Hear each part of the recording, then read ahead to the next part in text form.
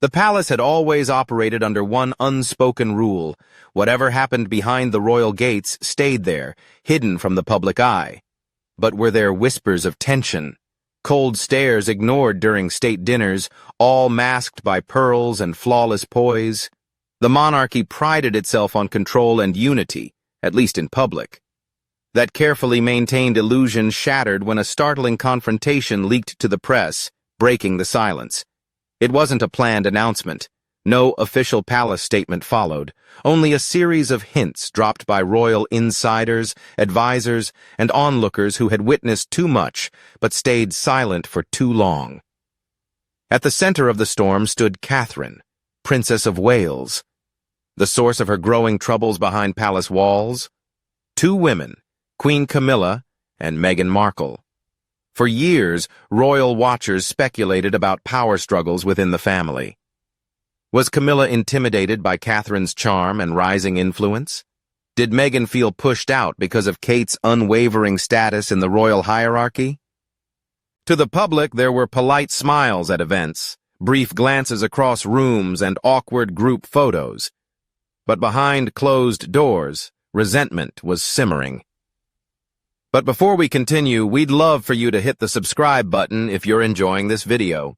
If you just did, we truly appreciate it. Now, let's get back to the main content. The breaking point came during what was meant to be a discreet family meeting at Windsor. No cameras, no press, just a handful of royals trying to sort out their roles for the upcoming year. What happened was anything but peaceful. According to sources, it started with Camilla's subtle digs at Kate's increasing sway over the younger royals. Meghan soon chimed in, questioning Kate's selective kindness and suggesting she wasn't as innocent as she appeared. The discussion quickly turned personal rather than professional. Caught off guard, Catherine didn't respond. She didn't have to, because Prince William, who overheard the entire exchange, stepped in. Even the most seasoned royal aides were stunned by what followed. Known for his diplomacy, William lost his temper, fierce, protective, and firm. He delivered a harsh ultimatum to both women. No more appearances, no more private invitations. You are finished. The news spread fast. When the palace chose not to deny the reports, the public understood that this was far more than a private argument. It was a clear royal dividing line, and the world was about to see the House of Windsor split into factions. To the outside world, the British royal family projects an image of unity: silk gloves, grand state dinners, and perfectly timed smiles. But those with inside knowledge know the real drama rarely unfolds in front of cameras. It simmers in the shadows, through sidelong glances, whispered remarks, and long-standing rivalries carefully hidden beneath royal etiquette. At the heart of this tension stood Catherine, Princess of Wales, facing off against two rivals, Queen Camilla and Meghan Markle. The conflict didn't erupt suddenly. It crept in slowly, through quiet dismissals, biting comments, and subtle insults that never made headlines but left deep wounds behind closed doors. Catherine's calm grace, once her greatest strength, became a target of resentment from these two women who struggled to match her public appeal. Camilla's jealousy was a slow burn, fueled by years spent battling for public acceptance, only to watch Catherine win it effortlessly.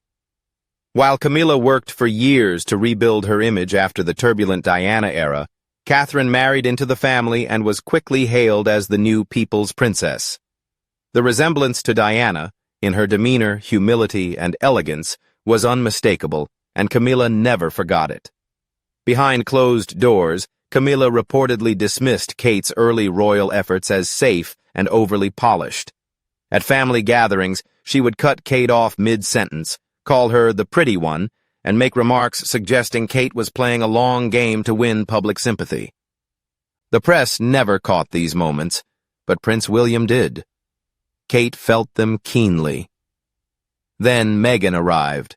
Her 2018 entrance into the royal family was initially seen as a fresh start, a modern, confident voice with star power. But tensions with Catherine surfaced quickly. Stories about Meghan making Kate cry during a bridesmaid fitting hit the headlines. But insiders say that was just the beginning. Meghan reportedly viewed Kate as cold and calculating, while Kate saw Meghan as bold, entitled, and dismissive of tradition. Where Kate navigated the royal institution with quiet precision, Meghan sought to rewrite the rules. Meghan's circle criticized Kate's adherence to protocol as rigid and uptight, while Meghan's own actions were praised as groundbreaking. This was more than personal. It was a clash of brands. As the public grew increasingly enamored with Catherine, especially during her poised appearances in the Queen's final years and King Charles's early reign, Camilla and Meghan found themselves painted in a less flattering light. For Camilla, Catherine's composure seemed like a revival of the old Diana rivalry. For Meghan, it was the public's refusal to grant her the same admiration reserved for Kate. Behind the smiles on the Buckingham Palace balcony, resentment simmered beneath the surface. Meghan started avoiding royal events where Kate was the center of attention. Meanwhile, Camilla was quietly maneuvering to have her own family take the spotlight at upcoming coronations instead of William and Kate's children. Even the seating at formal dinners turned into a stage for political posturing. One of the most revealing moments came at the late Queen's funeral, where Meghan stood stiffly apart from Kate, avoiding eye contact, while Camilla maintained a blank expression throughout. The silent tension was intense and deeply personal. By 2024, the rivalry was no longer whispered behind closed doors. It had become accepted and managed. William was reportedly growing increasingly frustrated, trying to balance his royal responsibilities while shielding his wife from an institution that was supposed to support her. Yet Catherine never lashed out or fought back. She played the long game as she always had. But Camilla and Meghan finally crossed a line during a private meeting. Years of quiet hostility boiled over, and Prince William was ready to make sure they never forgot it. What started as a routine closed-door meeting at Windsor Castle, meant to cover royal duties, patronages, public appearances, and plans for an upcoming Commonwealth tour, quickly turned tense. On paper, everything seemed normal, but insiders say the atmosphere was off from the start. Smiles were scarce, and the looks exchanged were sharp. Present were Prince Charles, Camilla, William, Catherine, and unexpectedly, Meghan Markle, who had flown in from California supposedly to reconnect with the family. Her presence alone shifted the mood. When Catherine entered, Camilla and Meghan reportedly fell silent, exchanging knowing glances.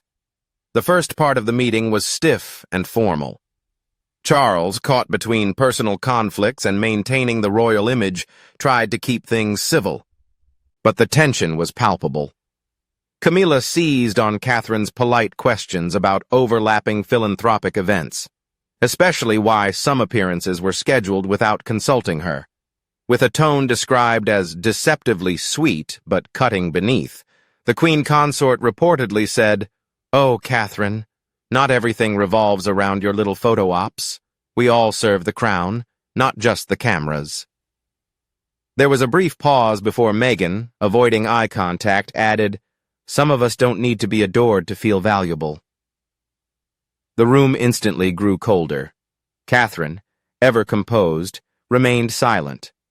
But insiders say her expression shifted, not with anger, but with disbelief. This wasn't just a disagreement. It was a calculated attack, a private dressing down from two women who had long resented her role in the royal spotlight. What followed were low-toned accusations. Meghan reportedly questioned Kate's dedication and compassion, while Camilla mocked her good girl image. Meghan is even said to have sneered, "You wear that crown like you earned it. You married into it just like the rest of us." Yet it wasn't just what they said. It was the bitterness behind their words. 15 minutes of pent-up envy, tension, and insecurity exploded. And then the door opened. Prince William walked in. He hadn't been scheduled for this part of the meeting but was tipped off by an aide sensing something was wrong. He entered to find his wife silent and stunned, with two of the monarchy's most divisive women looming over her like bullies on a playground. The room went quiet. William asked, "What's going on?" No one answered. Catherine kept her eyes down, Meghan folded her arms, and Camilla looked away. Suddenly, William snapped, "What do you think this is? A petty playground game? She's my wife, the future queen, and this is how you treat her?" No royal decorum, no diplomacy, just raw anger. In that moment, the future king made a move the monarchy wasn't ready for. "Enough," he declared. "You're out, both of you. No more gatherings, no more appearances. Stay away from my wife." It wasn't a request, it was an order. And from that day forward, nothing in the royal family would be the same. William's reaction was unprecedented in a family bred to suppress emotions from birth.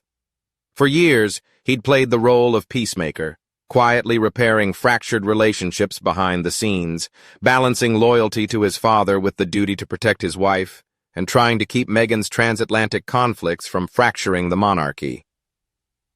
But that cold afternoon at Windsor, something inside him broke. Palace insiders say William didn't need to raise his voice. His tone was calm, sharp, and laced with fury, which stunned everyone present. His gaze first fixed on Camilla. "You crossed a line," he said. "You're not her mother. You will never be Diana, so don't speak to my wife like you have that right." Camilla reportedly recoiled, caught between anger and humiliation. William's mention of his mother, Diana, the silent presence haunting every room Camilla entered, sent a clear message. Enough was enough. Then William turned to Meghan. "You don't get to fly in and tear people down. You chose to leave. You called the firm toxic, yet here you are spreading poison from within. You're no longer part of this." Meghan, stunned, tried to respond. Sources say she began with, "I think you're misunderstanding." But William cut her off. "No, I'm not misunderstanding. I saw what you did, I heard it, and I won't let it happen again." For the first time, William wasn't just defending Catherine, he was protecting the monarchy on his own terms. Then came the final resounding statement that echoed through Buckingham and Clarence House like thunder. "Get out, both of you. You are to have no involvement in any matters concerning my wife or our children. Effective immediately. No appearances, no engagements, no conversations. You are not welcome." The impact of those words was immense. This was no longer a private family dispute. It was a royal exile. Unauthorized but absolute. Camilla stormed out, shaking with anger, her heels clicking sharply down the marble halls. Meghan followed soon after, pale and shocked, described by an aide as looking like she'd seen a ghost. Catherine remained seated, silent. She didn't need to speak. William had said it all. In the hours that followed, palace staff were reportedly ordered to rearrange upcoming events. Meghan's name was removed from all Windsor family schedules. Camilla was advised to avoid occasions where Catherine would be present. Behind the scenes, William's private security team made it clear the inner circle had been reshaped, and Meghan and Camilla were no longer part of it. For King Charles, the fallout was immediate. An alarmed aide informed him of the incident, and he was visibly shaken.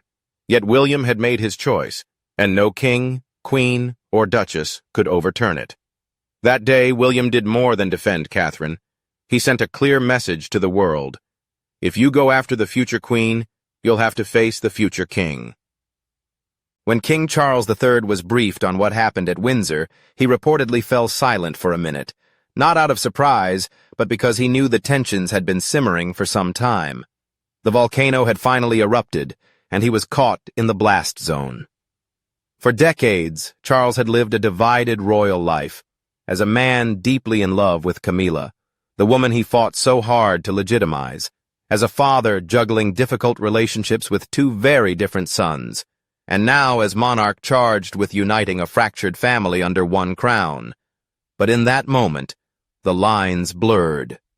Charles faced a nearly impossible choice: stand with his wife, the queen consort who had just been effectively exiled by his eldest son, or back the future king's right to protect the monarchy and the woman destined to wear the crown beside him. The gravity of William's actions shocked even Charles. There was no warning, no request, just a firm personal assertion of power that many royal watchers saw as the mark of a man already readying himself to rule.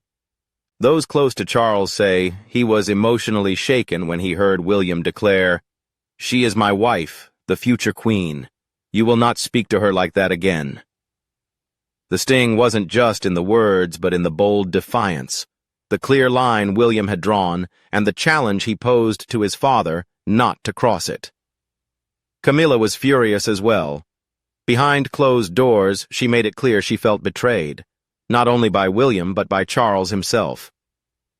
"Will you really let him talk to me that way?" she reportedly demanded. "Do I mean so little to you?" Charles found himself caught in a difficult position. He knew Camilla's sharp tongue had caused palace tensions for years. He'd heard the whispers among staff and seen courtiers nervously shift during her pointed criticisms of Catherine. Meghan, who had become a divisive figure since stepping back from royal duties, had clearly aligned with Camilla in this rare confrontation. Still, Camilla was his wife, his partner through scandal, exile, and eventual acceptance. Publicly turning against her was unthinkable. But opposing William, the future monarch, was an even greater risk. So Charles did what he often did. He sought a middle path. He issued no formal statement. He refrained from publicly criticizing William, but he also did not push to reverse the exile. Behind the scenes, he reportedly tried to ease tensions by recommending a cooling-off period between Catherine and Camilla, and he cautioned Meghan against further involvement in royal affairs. But William stood firm. "This isn't about ego," he told a senior aide. "It's about dignity. My wife deserves respect. If that causes problems for them, that's on them." Charles, feeling the full burden of his crown, stepped back quietly. He understood the public's desire. They wanted Kate, trusted William, and were tired of palace drama. So he chose silence, neutrality, and diplomacy. Yet in doing so, he may have confirmed what the palace refused to admit aloud. Though Charles's reign had begun, true authority had shifted to William. While the palace struggled to maintain calm, the public had already made its stance clear. Within hours of the incident leaking, first as whispers among insiders, then exploding across social media and tabloid headlines, the mood across the UK was unmistakable. The nation was rallying behind Catherine. By evening, the hashtag #TeamKate was trending across Twitter. Headlines like "Future Queen Bullied" and "William Draws the Line" dominated newspapers and online news feeds. Comment sections overflowed with praise for the Princess of Wales, admiration for William's loyalty, and a long-overdue rejection of the harshness coming from within the royal family. This wasn't a new feeling. For over a decade, Catherine had earned the British public's trust, not through scandals or flashy headlines, but through consistency, calmness, and an almost superhuman grace under pressure. She never faltered, despite pregnancies complicated by severe illness, overseas tours with her children, and countless public appearances. Now it was clear the public saw past the palace theatrics. For years, many suspected a simmering tension behind the walls of Buckingham and Clarence houses. Catherine always smiled politely, even as Camilla and Meghan made headlines of their own.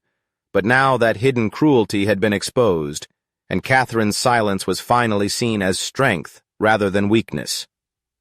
One viral post said, "She's everything Diana was, but in her own way, classy, dignified, and too good for the snakes around her." Even those usually neutral on royal matters voiced support.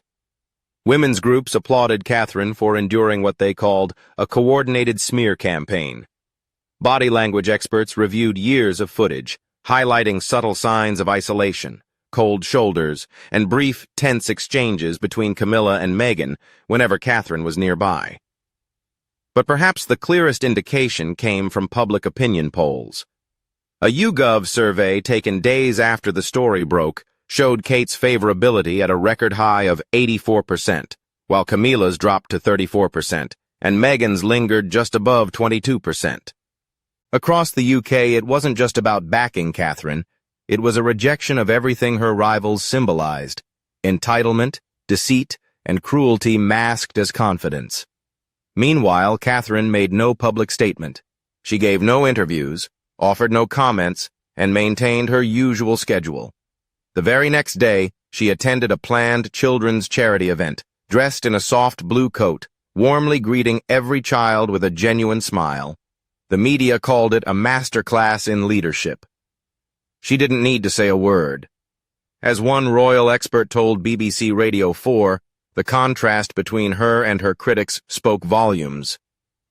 While Camilla reportedly seethed at Clarence House and Meghan retreated to Montecito, Catherine stood taller than ever, not just as a mother, not just as a princess, but as the future queen consort already embraced by the hearts of the public. At this point, the monarchy felt divided, but the public did not waver. They had already chosen their future queen, and there was no contest. The dust was still settling from the royal showdown that shook Windsor, but the story of what's next was already clear. Everyone saw the cracks that had been hidden for so long, and standing in the middle of it all was Catherine, not as a victim, but as a victor. Prince William's unprecedented move to cut Camilla and Meghan out of the family's inner circle was more than just an emotional reaction. It was a bold statement that the new royal era wouldn't be ruled by manipulation, secret power struggles, or whispered grudges. Respect would be the new currency of the kingdom, and those unwilling to show it simply wouldn't have a place. The monarchy, often criticized for being outdated and rigid, had quietly but meaningfully changed, not by official decree or royal announcement, but through the moral authority of a son defending his wife. A future king stood firmly beside the woman the nation had already crowned in their hearts. Insiders say the palace is now in a state of emotional lockdown. Events are being rearranged, invitations canceled, and while King Charles tries to balance duty with family tension, one thing is clear: the center of power has shifted. Authority now flows from Kensington Palace, where William and Catherine are shaping a monarchy ready for the 21st century, one that truly honors Princess Diana's legacy. As for Camilla and Meghan, their chances of reintegration into royal life diminish by the day. With public opinion turning sharply against them and no signs of reconciliation, their exile from royal events may become permanent, a slow fade-out, not forced, but by choice. William's decision, and Catherine's steady grace, continue to speak volumes. Every public appearance now carries extra weight. People no longer wonder if she will be queen, they ask how soon. Catherine has done more than survive this battle of whispers and crowns. She has won. And with her victory, the monarchy may have reclaimed the heart it nearly lost.